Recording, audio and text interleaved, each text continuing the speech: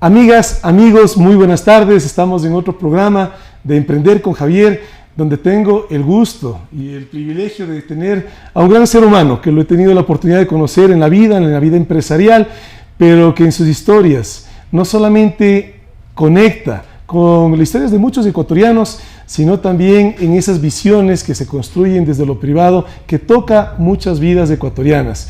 Walter Betancourt es un empresario, él es el fundador de Pintulac, y ahí ha seguido creciendo su negocio. Luego ha adquirido otras empresas como Huesco, se ha metido también en otros temas gremiales, en temas, por ejemplo, que le gusta, que es el motociclismo. Y qué gusto tenerte aquí con nosotros, Walter, un honor. Y en este programa, que básicamente lo que buscamos es contar historias de ecuatorianos que en el emprendimiento hemos encontrado la oportunidad no solamente de generar trabajo, sino también de cumplir nuestros sueños personales, viendo cómo a través del trabajo, a través de dar dignidad a otras ecuatorianas y ecuatorianos, podemos hacer un desarrollo que nos permite este país rico y bendecido que es el Ecuador. Qué gusto, muy buenos días. Walter, cuéntanos, ¿cómo iniciaste tú en el emprendimiento? Muy buenos días con todos.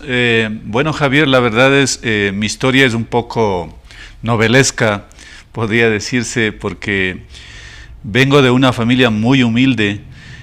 Podría contar todo, si es que creo que tenemos el tiempo para contar todo, pero... Es una historia que vale la pena contar, además. Es una historia que vale la pena, sí. Para que vean que en realidad, como tú dices, es un país de muchas oportunidades. Yo creo que aquí la decisión está solamente de una cultura del esfuerzo diaria, que es lo que a ratos nos hace falta y es el motivo por la cual estoy aquí. Básicamente, a ver, vengo de una familia súper humilde. A los 7 años y medio aproximadamente se murió mi madre. ¿Cuántos hermanos eran ustedes? Bueno, somos una familia de 16 hermanos, 4 hermanos propios. ¿Y tú en ese rango de hermanos tú estás? De los propios yo soy el cuarto. El cuarto, el menor. No, perdón, de los propios yo soy de los 4 yo soy el segundo, yeah. Pero de todos debo ser como el 12 o algo así, o sea, solamente hay 3 hermanas menores míos atrás. Listo. O sea, tú estás entre los menores. Entre los menores, correcto. Sí. Entonces, acto seguido, 6 meses más tarde de lo que se muere mi madre, se nos quema la casa donde vivíamos.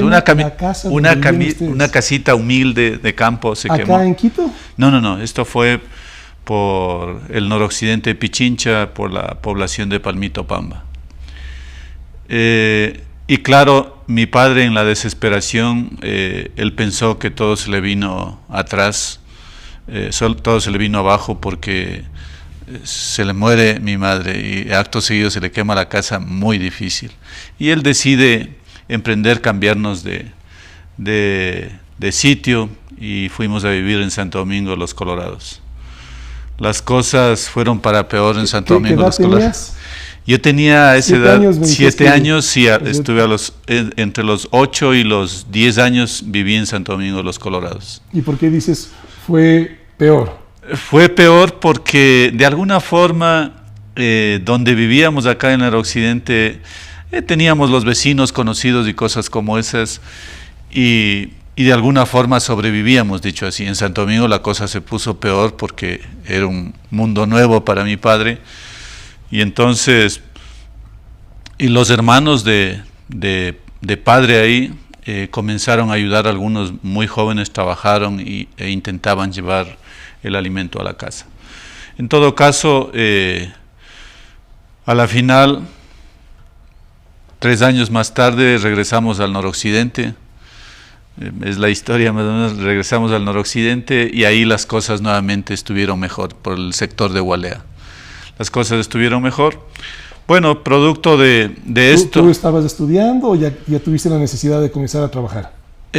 Yo siempre trabajaba en las vacaciones y recuerdo el primer trabajo duro que tuve, muy serio, que fue cargando caña de azúcar al hombro.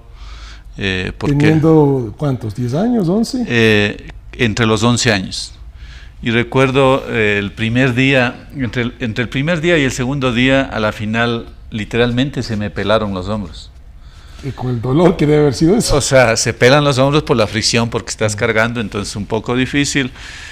Recuerdo que al ya no poder con el dolor ese, cargaba un poco con la espalda, entonces cargaba así, pero había que seguir trabajando.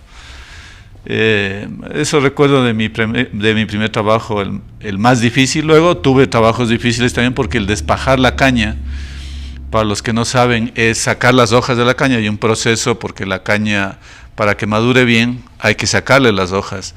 Y la caña tiene una hoja bien abrasiva que te corta, ¿no? Claro, tiene en realidad unos espinos ahí, que a la final, en el proceso ese, al no llevar guantes ni nada, porque en el campo no se ocupa guantes, hoy aquí estaríamos multados por lo que es salud ocupacional y cosas como esas. Pero claro, las manos, recuerdo, se me hicieron como guantes. O sea, los 2-3 días tenía las manos totalmente hinchadas de tantos espinos que se te meten. Son cosas que te enseñan la vida. Entonces, sí, luego de eso estudié mi primer año en el colegio Nanegalito, y luego por razones económicas decidí ir a estudiar en Otavalo, a vivir junto a una hermana de padre. Ella era conserje de una escuela, entonces... ¿Te criaste esa época de tu vida con tu tía? Con mi hermana de padre. Ah, ok. Sí. Entonces, me crié, o sea, estuve estudiando ahí, y de a poco había un convenio, dicho así. Yo tenía que barrer 3 o 4 aulas. Era a cambio de mi comida y mi estadía. El derecho a mi estadía, correcto. Y la vivienda. Y la vivienda. Has tenido una vida que muchas personas la podrían decir como una vida difícil, pero que al final del día esas experiencias son las que forjan carácter, ¿no? Son las experiencias que en la adversidad, se dice que los talentos salen en la adversidad, en donde en bonanza estarían ocultos. Totalmente de acuerdo. Y creo que los chinos tienen algo también que me impresionó, porque alguna vez estuve en los viajes a China conversando con algún chino y se enteró de toda mi historia, y ellos cuadran con un dicho que ellos tienen. Dicen niñez con escasez y vejez con holgura. Claro. Básicamente dicen. Claro. Y Walter, perdóname que me salte un poco, pero solamente para ir conectando, para que los que nos escuchen, tú hoy en día tienes una empresa que está dando trabajo a ¿cuántas personas? 860 personas. Para casi 1,000 personas. Así es. A nivel nacional, porque he visto que ustedes no paran de abrir locales en diferentes ciudades, en diferentes cantones, en buena hora. Entonces, no solamente que generas una actividad económica, sino que lo que buscamos los ecuatorianos es que haya equidad, y esa equidad viene de los territorios, ¿no? Entonces, tú estás generando a través de el principal mercado, es el mercado de la construcción. Así es nuestro principal mercado, aunque hoy por hoy más estamos enfocados en lo que es el mantenimiento de la casa, entonces es ahí donde entramos más. Pero sí, eso es. Hoy tenemos 860 colaboradores en total, sumado las dos empresas aproximadamente, aunque siempre vamos creciendo porque, como tú dices, vamos abriendo sucursales. Creo que en los momentos difíciles es donde hay que dedicarse a crecer, a dar más oportunidad, y creo que es la forma inclusive de hacer país, ¿no? Claro, porque a veces tenemos esos paradigmas, ¿no?, que son los difíciles de romper, que para hacer empresa tú tienes que tener dinero, y por eso quería conectar, y ahora sí regresemos a lo que tú nos estabas contando, porque mira, tú has arrancado, es más, sin ningún capital semilla, ¿no? Entonces, por favor, síguenos contando cómo es que inicias ya en la parte empresarial, ya iniciando un negocio propio. Cuéntanos cómo arranca eso. Mira, a la final, a los 17 años se muere mi padre.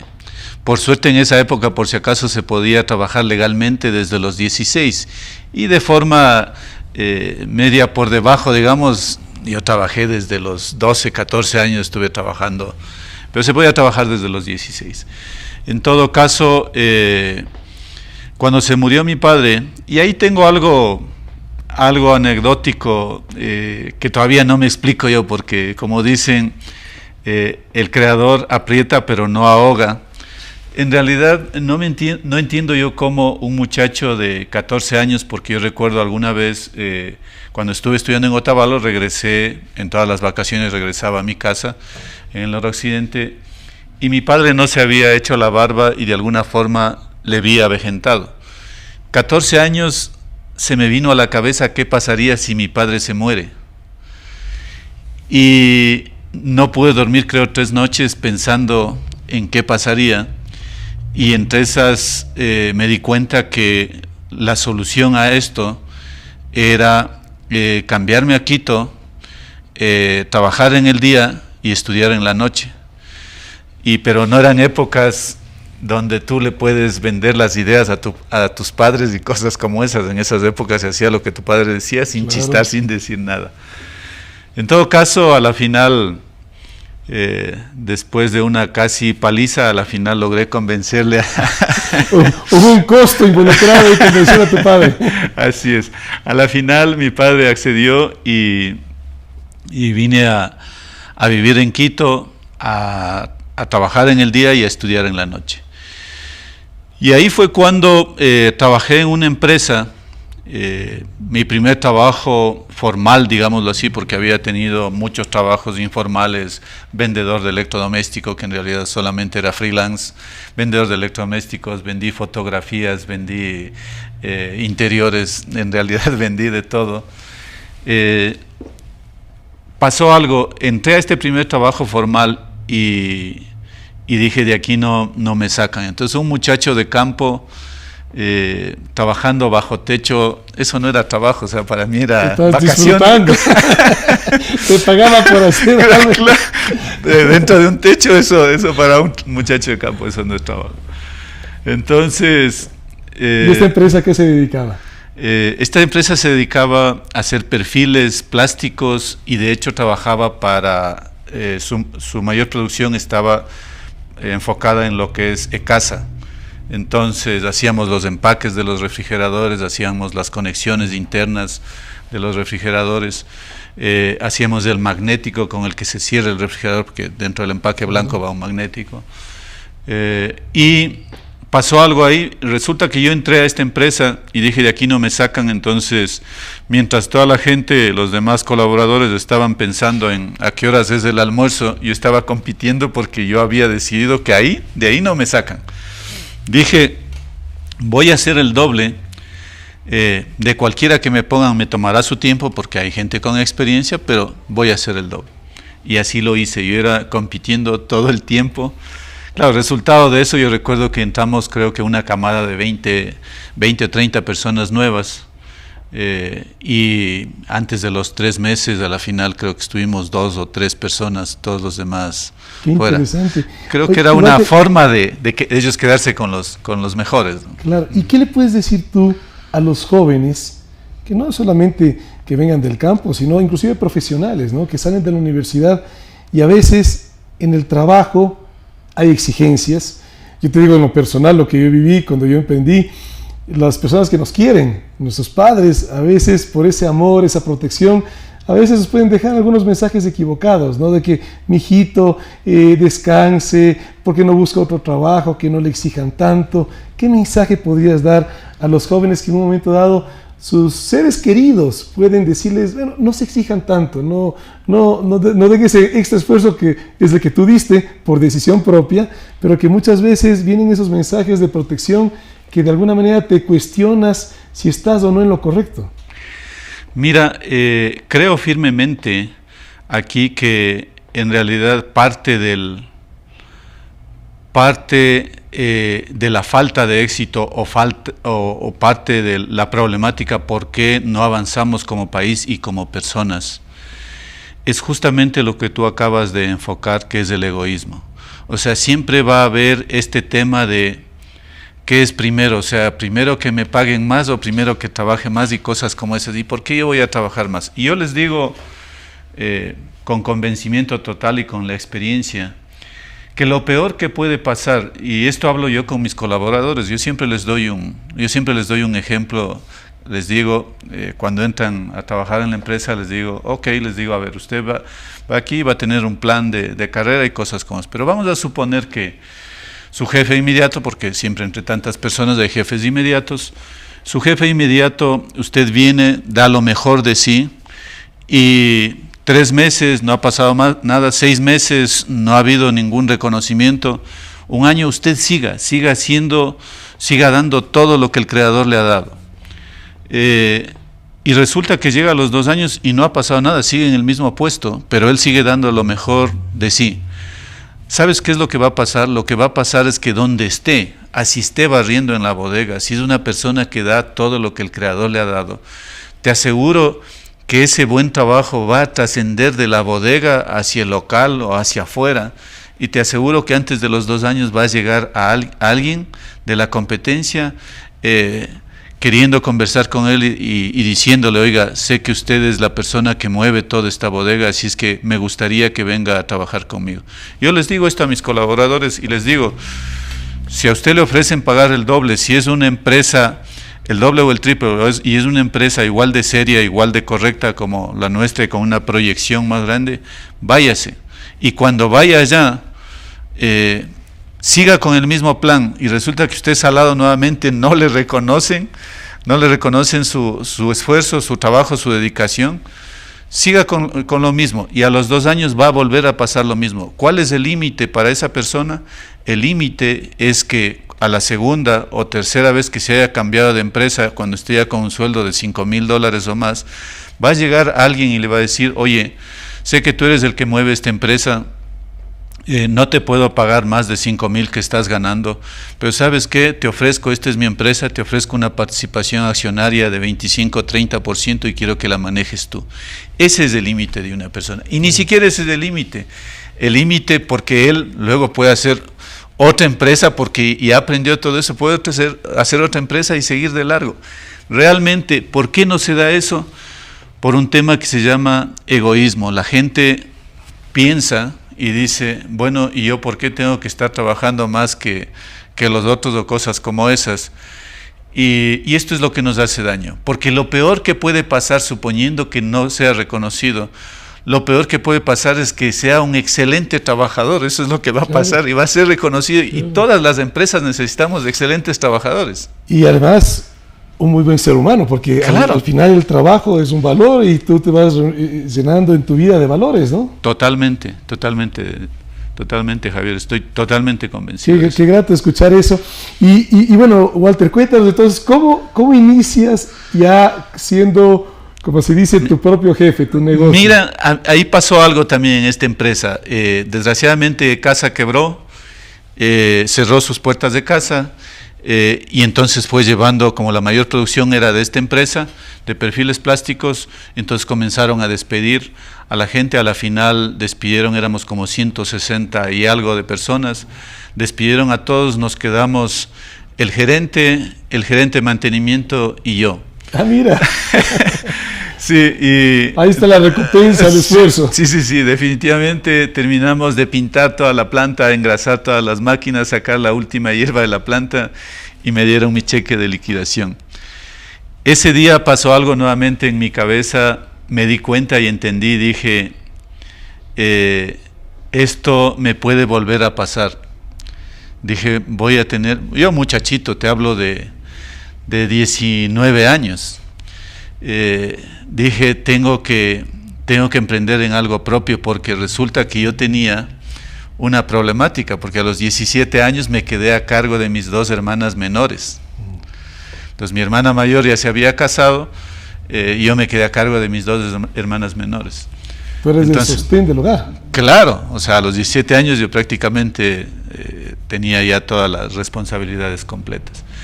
Entonces, cuando pasó esto dije, definitivamente voy a tener que hacer algo por mi cuenta, algo propio para poder gestionar y poder estar seguro que no iba a pasar nuevamente y otra vez de encontrarme buscando trabajo. En esa época, ser bachiller, yo estaba ya en mi 6º curso, en esa época ser bachiller era creo como una ingeniería ahora, o sea, un bachiller era valorado. Habían bachilleratos técnicos, bien formados. Sí, sí, sí. Y yo creo que, bueno, había el bachillerato en ese tiempo, ya te digo, era como tener hoy una ingeniería. Entonces, sin embargo, no era fácil ya desde esa época conseguir trabajo. Lo que sí había trabajo era de mesero y en la construcción de albañil. Y entonces yo puse una fecha y dije con la liquidación, hasta esta fecha debo conseguir trabajo. Y recuerdo que faltaba una semana, es más, era esa semana y el próximo lunes yo me iba de mesero. A lo mejor estaría con una cadena de restaurantes ahora que lo pienso bien. De mesero o de albañil. Entonces, justo a la final me dieron trabajo en una tienda de pinturas.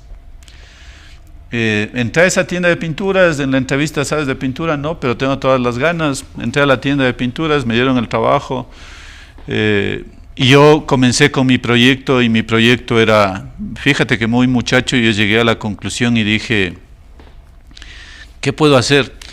Y entre los planes que tuve inicialmente fue construir casas para perros diseñadas especialmente para las razas. Entonces me compré una enciclopedia de perros porque dije, debe ser buen negocio venderles cosas a la gente que tiene dinero. Entonces pensé en construir unas casas muy personalizadas para cada raza de perros. Ese era tu negocio, o sea, tú querías construir las casas y tú venderlas. Correcto, en eso pensaba yo, muy muchacho. Y en eso estando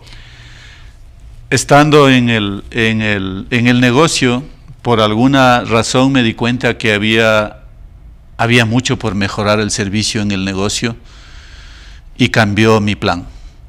O sea, algún día me di cuenta de que el servicio, y era líder, el sitio donde trabajaba era líder en el mercado de pinturas en esa época, y me di cuenta que el servicio daba mucho que desear todavía. ¿Y ahí decides renunciar para ponerte tu propio negocio?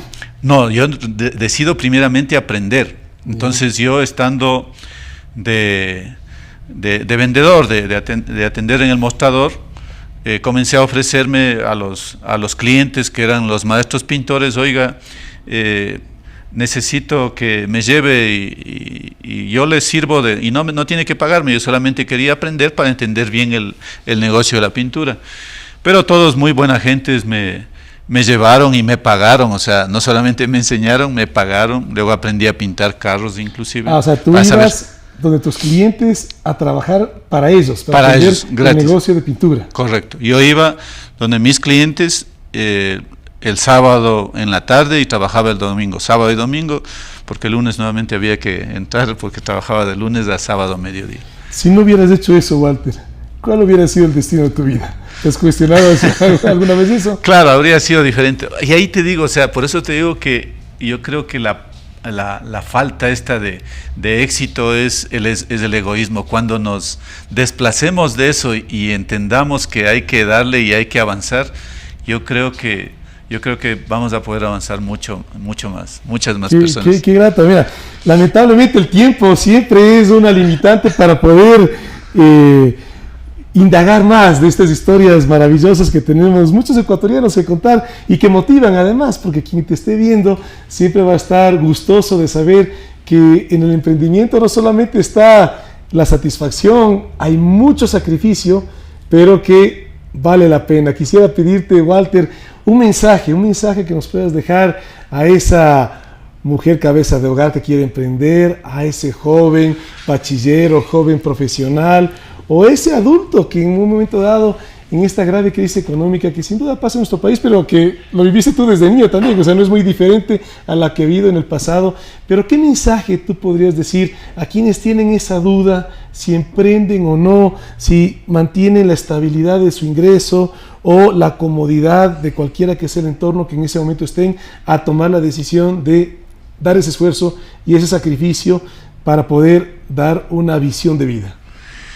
Mira, creo que he aprendido algo en la vida, o algo he aprendido y producto de la lectura algo ha quedado grabado en mí y con la experiencia propia, ¿no? Y esto es que como seres humanos todos vivimos muy por adentro de nuestras capacidades. ¿Por qué? Porque vivimos en un mundo un mundo casi perfecto. Si nos damos cuenta, a la final, yo creo que todos dormimos bajo techo. La mayoría come 3 veces al día. Entonces, bajo estas circunstancias, no es necesario sacar a flote a aquella supermujer que tienen las mujeres dentro y el superhombre que todos tienen dentro. ¿Por qué? Porque vivimos en un mundo casi perfecto. Pero cuando en realidad está en riesgo la vida mismo, la existencia mismo, ninguno de los que me están escuchando saben de lo que son capaces, estoy seguro. Y creo que es parte de lo que a mí me ha pasado, de tal manera que yo siempre me pongo a pensar, y me gusta mucho el ejemplo de Cristóbal Colón. O sea, cuando él vino hacia acá, yo sé que esto puede ser medio complejo el ejemplo, pero cuando él vino a descubrir, veamos solamente ese hecho. O sea, toda la teoría era que la Tierra era plana y que la embarcación iba a caer al vacío, y él se fue contra todo eso. Creo que esa es la mentalidad del emprendedor. Creo que el emprendedor tiene que tomar sus medidas, obviamente, como personas inteligentes, y una vez que lo deciden, deben irse contra todo pronóstico, porque desgraciadamente los que le están dando consejos, la mayoría no son gente que ha emprendido en nada, y esa es la problemática. Entonces, desde la comodidad o desde la falta de experiencia, no, cuidado, no, es que en esto y cosas como esas, y el emprendedor tiene que ser diferente ahí. Qué grato escucharte, Walter. Pues aquí tienen una historia más de las muchísimas que tenemos los ecuatorianos que visibilizar, que contar. Muchas gracias, Walter, por compartir este espacio con nosotros. Muchas gracias por dar trabajo a más de 800 mujeres y hombres ecuatorianos, y por mantener ese cariño por el país que nos une a la gran mayoría de ecuatorianos. Amigas, amigos, emprendan. Vale la pena.